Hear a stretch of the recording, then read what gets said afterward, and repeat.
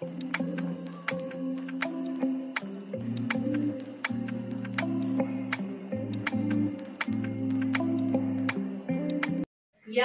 देवी सर्वभूतेषु बुद्धिरूपेण संस्थिता नमस्तस्यै नमस्तस्यै नमस्तस्यै नमो नमः।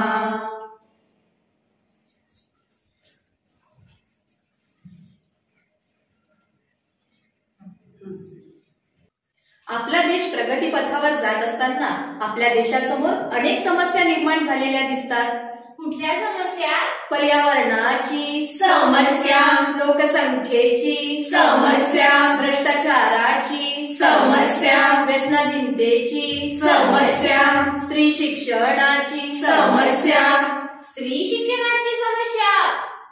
अरे हो हो हो, आपल्या देशासमोर स्त्री शिक्षणाची मोठी समस्या भेडसावत आहे आणि म्हणूनच आज आम्ही सावित्रीच्या लेकी आपणासमोर एक छोटीशी नाटिका घेऊन प्रस्तुत झालेलो आहोत। लेख वाचवा, लेख शिकवा, लेख वाचवा, लेख शिकवा, लेख वाचवा, लेख शिकवा। जन्म बाईचा बाईचा खूप बाईचा, जन्म बाईचा बाईचा खूप बाईचा, एक आईचा आईचा एक ताईचा, एक आईचा आईचा एक ताईचा।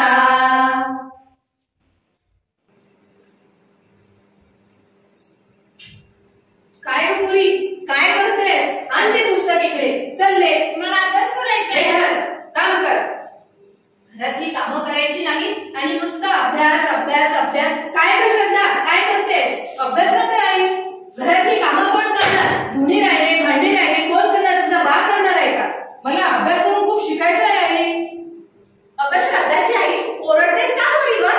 सांगा ना बाबा, आईला अभ्यास नाही करू दे। उठता बसता अभ्यास, उठता बसता अभ्यास। अहो हुशार आहे आपल्या पोरी, शिकू द्या त्यांना। हो आई, हो बाबा, मला खूप शिकायचं आहे आणि मोठं व्हायचं आहे। आपल्या भारतातली अशी अनेक उदाहरणे आहेत की ज्यांनी चूल आणि मूल सांभाळून आपलं अस्तित्व निर्माण केलेलं आहे। सावित्रीबाई फुले, मा रमाई, मा जिजाऊ अशा अनेक स्त्रियांची उदाहरणे आहेत की ज्यांनी आपल्या समाजामध्ये नाव लौकिक केलेलं आहे। श्रद्धा, तुला कुठेही जायचे नाही, घरात बस आणि घरातले कामे कर, समजलं तुला? नाही आई, मला शिकायचंय। पहिली माझी ओवी ग सावित्रीच्या बुद्धीला, पहिली माझी ओवी ग सावित्रीच्या बुद्धीला, स्त्रियांच्या शिक्षणाचा पाया तू घातला, स्त्रियांच्या शिक्षणाचा पाया तू घातला। पाहिलं का तुम्ही?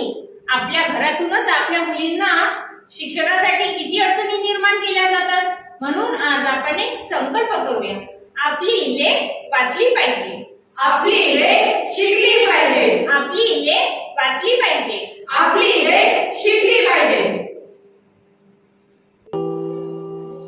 कोणाला सांगू, कसं सांगू? आईला सांगितलं तर ती मला मारेल, बाबांना सांगितलं तर ते माझ्यावर संशय घेतील, माझ्या मैत्रिणीला सांगितलं असतं पण ती अजूनही आलेली नाही। काय ग विशाखा, काय की टेन्शन मध्ये आहे? अगं आपल्या वर्गातला तो बबन आहे ना, मला खूप त्रास देतोय। अरे पण तू घाबरू नको, तू इतकी धैर्यवान मुलगी आहे, अशा मवाल्यांना आपण धडा शिकवायला पाहिजे। चल कॉलेजला।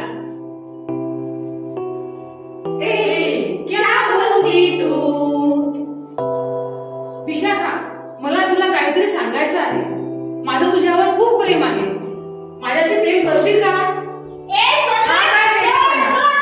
मी असली मुलगी नाही, मला शिकायचं आहे। विशाखा हो मन, विशाखा हो मन। नाही,